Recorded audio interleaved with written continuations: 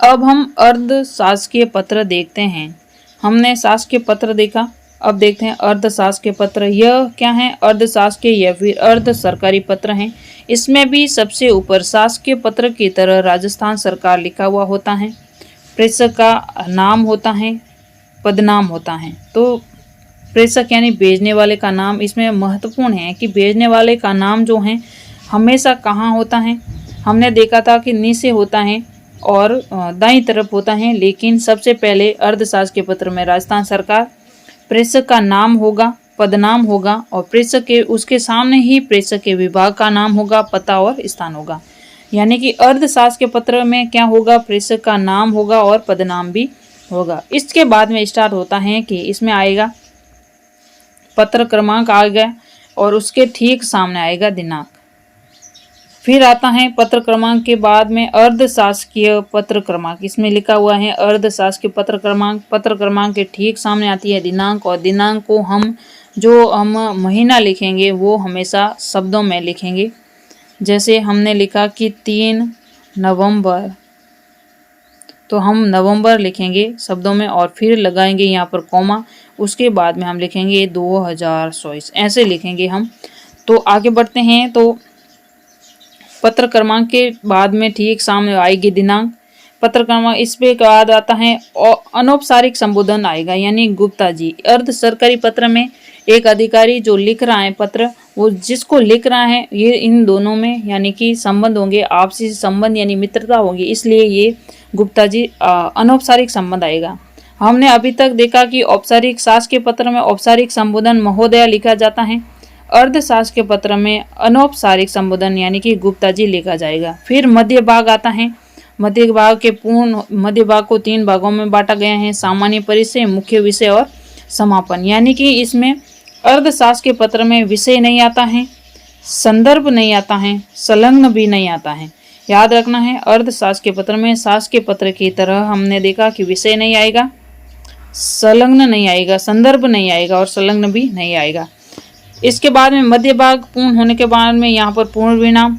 इसके बाद में मध्य भाग में ही अनौपचारिक सम्मान सूचक शब्द आएगा, जिसमें शुभकामनाएं, सप्रेम, धन्यवाद। तो अनौपचारिक हो जाता है तो इसमें शुभकामनाएं और सप्रेम आएगा, क्योंकि यह अनौपचारिक है। औपचारिक रूप से धन्यवाद लिखा जाता है शासकीय पत्र में। फिर आता है अनौपचारिक संबोधन। हमने देखा था कि शासकीय पत्र में औपचारिक संबोधन होता है भवदीय, लेकिन अर्ध शासकीय पत्र में अनौपचारिक संबोधन है, जिसमें आपका, तुम्हारा, भवनिष्ठ, शुभेशु शब्द आएगा। तो भवनिष्ठ क्या है? अनौपचारिक संबोधन है, लेकिन भवदीय क्या है? औपचारिक संबोधन है। फिर आता है प्रेषक के हस्ताक्षर, भेजने वाले के हस्ताक्षर आएंगे और नाम आएगा। तो यहाँ ध्यान रखना है कि यहाँ पर पदनाम नहीं आ रहा है, क्योंकि हमने देखा था कि वहाँ भेजने वाले का पदनाम ऊपर लिखा हुआ है, कार्यालय का नाम, पदनाम ऊपर लिखे हुए हैं। फिर आते हैं प्रेषिती का नाम, यानी कि जिसको भेजना है उसका नाम आएगा, फिर उसका पदनाम आएगा, उसके कार्यालय का नाम, पता और स्थान आएगा। हमने अर्धशासकीय पत्र में जो ये हैं प्रेषिती का नाम, पदनाम देखा था, हमने ऊपर देखे थे। यहाँ पर सबसे नीचे हैं, ताकि ये फोल्ड होगा तो सबसे ऊपर यही लिखा हुआ रहेगा, तो भेजने में आसानी होगी। वापस देखते हैं तो सबसे ऊपर राजस्थान सरकार, फिर प्रेषक का नाम और पदनाम, फिर प्रेषक के विभाग का नाम और पता, फिर आता है पत्र क्रमांक और दिनांक। ठीक उसके नीचे अनौपचारिक संबोधन जैसे गुप्ता जी। फिर मध्य भाग पूरा होने के बाद में अनौपचारिक सम्मान सूचक जैसे शुभकामनाएं, सप्रेम। फिर आता है अनौपचारिक संबोधन जिसमें आपका, तुम्हारा, भवनिष्ठ, शुभेशु। फिर आता है प्रेषक के हस्ताक्षर और नाम। तो प्रेषक के नाम और पदनाम ऊपर भी आए हुए हैं और प्रेषक के हस्ताक्षर और नाम नीचे आए हुए हैं। फिर आता है सबसे लास्ट में प्रेषिती का नाम, पदनाम, कार्यालय का नाम, पता और स्थान बाईं तरफ। शासकीय पत्र व अर्ध शासकीय पत्र में अंतर देखते हैं। शासकीय पत्र औपचारिक श्रेणी का है, जबकि अर्ध शासकीय पत्र अनौपचारिक श्रेणी का है। शासकीय पत्र हम शैली में लिखे जाते हैं, जबकि अर्ध शासकीय पत्र मैं शैली में यानी उत्तम पुरुष शैली में लिखे जाते हैं। अर्धशासकीय पत्र तभी लिखे जाते हैं जब लिखने वाला संबंधित अधिकारी को व्यक्तिगत स्तर पर जानता हो, जबकि शासकीय पत्र में ऐसा नहीं होता। अर्धशासकीय पत्र में आत्मीयता व व्यक्तिकता का पुट रहता है। ऐसा शासकीय पत्रों में नहीं होता है। नाम और सरनाम के संबोधन से, नाम या फिर सरनाम के संबोधन से अर्धशासकीय पत्र में एक मैत्री का पुट आ जाता है, तभी यह अनौपचारिक श्रेणी का पत्र होता है। शासकीय पत्र में यह विशेषता नहीं है। अर्धशासकीय पत्र में प्रेषिती का नाम, पदनाम, कार्यालय का नाम, स्थान सबसे नीचे पत्र के अंत में बाईं तरफ लिखे जाते हैं, जबकि शासकीय पत्रों में प्रेषिती पत्र के ऊपर बाईं तरफ आता है, जो पत्र क्रमांक के नीचे दर्ज किया जाता है। अर्ध सरकारी पत्र, अर्ध सरकारी पत्र में समापन पर भेजने वाले अधिकारी यानी प्रेषक का केवल नाम दिया जाता है, पदनाम व मुहर नहीं दी जाती, जबकि सरकारी पत्र में प्रेषक के नाम के बाद में पदनाम का उल्लेख रहता है। भारत सरकार के विभिन्न मंत्रालयों में आपस में पक्षों के आदान प्रदान के लिए शासकीय पत्र का प्रयोग नहीं किया जाता, इसके लिए अर्धशासकीय पत्रों का प्रयोग किया जाता है। यही बात राज्य सरकार पर भी लागू होती है। यानी कि भारत सरकार के विभिन्न मंत्रालयों में अगर मंत्रालय की बात आए तो आपस में पक्षों के आदान प्रदान के लिए शासकीय पत्र का प्रयोग नहीं करते, बल्कि अर्धशासकीय पत्रों का प्रयोग करते हैं, और राज्य सरकार में भी यह बात लागू होती है। अब देखते हैं अर्धशासकीय पत्र की विशेषताएं। अर्धशासकीय पत्र यह भी शासकीय पत्र का एक उपभेद है। यह सरकारी कामकाज के लिए प्रयुक्त किया जाता है। इसमें शीघ्र कार्रवाई अविलंब की सूचना प्राप्त करने के लिए, किसी जानकारी का पुनः स्मरण दिलाने के लिए, कार्य को त्वरित ढंग से संपादित करने के लिए, कोई सरकारी सलाह विमर्श करने के लिए, सरकारी अधिकारियों द्वारा जब आत्मीय व्यक्तिगत स्पर्श के साथ जो पत्र लिखे जाते हैं तब उन्हें अर्ध सरकारी पत्र कहा जाता है। तो अर्ध सरकारी पत्र क्या हैं? शीघ्र कार्रवाई के लिए उपयोग में लिए जाते हैं, अविलंब की सूचना प्राप्त करने के लिए कि अविलंब क्यों हो रहा है तब लिखे जाते हैं, जानकारी का पुनः स्मरण दिलाने के लिए किया जाता है, कार्य को त्वरित ढंग से संपादित करने के लिए किया जाता है, कोई सरकारी सलाह विमर्श करने के लिए किया जाता है, सरकारी अधिकारी द्वारा जब आत्मीय व्यक्तिगत स्पर्श के लिए जो पत्र लिखे जाते हैं वही अर्ध सरकारी पत्र होते हैं। अर्ध सरकारी पत्र जो हैं उत्तम पुरुष शैली यानी मैं मेरा में लिखे जाते हैं। ऐसे पत्र व्यक्तिगत रूप से आत्मीय शैली में लिखे जाते हैं। ऐसे पत्र तभी लिखे जा सकते हैं जब पत्र लिखने वाला और पाने वाला दोनों ही सरकारी अधिकारी हो। अर्धशासकीय पत्र तभी लिखे जाते हैं जब प्रेषक प्रेषिती को व्यक्तिगत स्तर पर जानता हो, यानी भेजने वाला प्राप्त करने वाले को जानता हो। ऐसे पत्रों में शासकीय औपचारिकता का निर्वहन नहीं होता है। ऐसे पत्रों में मित्रता का भाव मिलता है।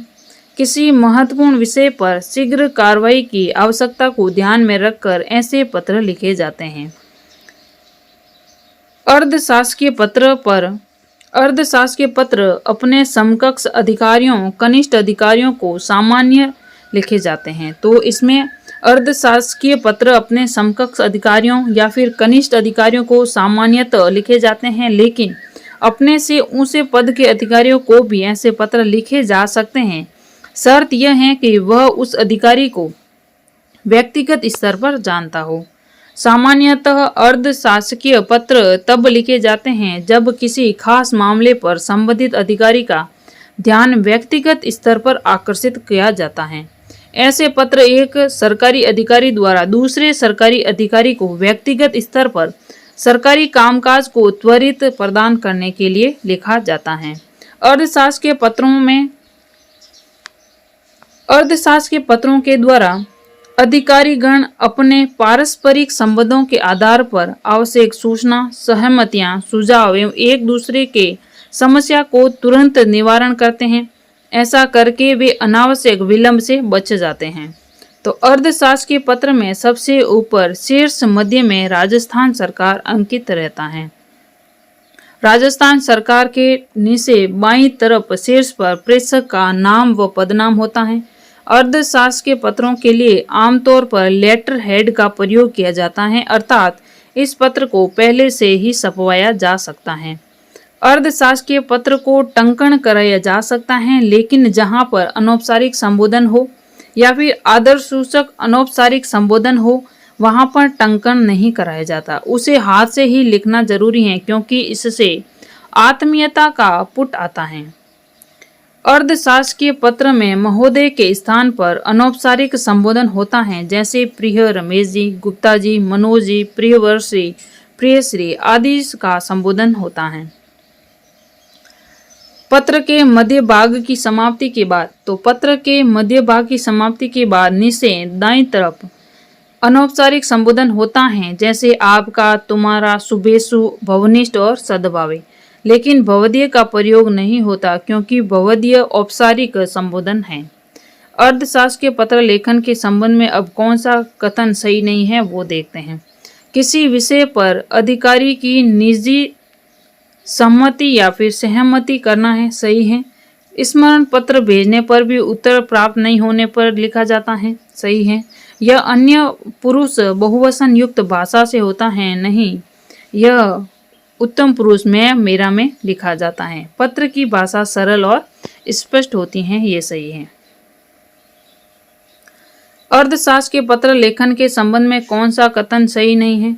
संबोधन में महोदय या फिर महोदया शब्द का प्रयोग नहीं होता, सही है इसमें। तो पत्र की समाप्ति पर भवदीय और भवनिष्ठ आदि किसी भी शब्द का प्रयोग नहीं होता, तो इसमें भवनिष्ठ का प्रयोग होता है, भवदीय का नहीं।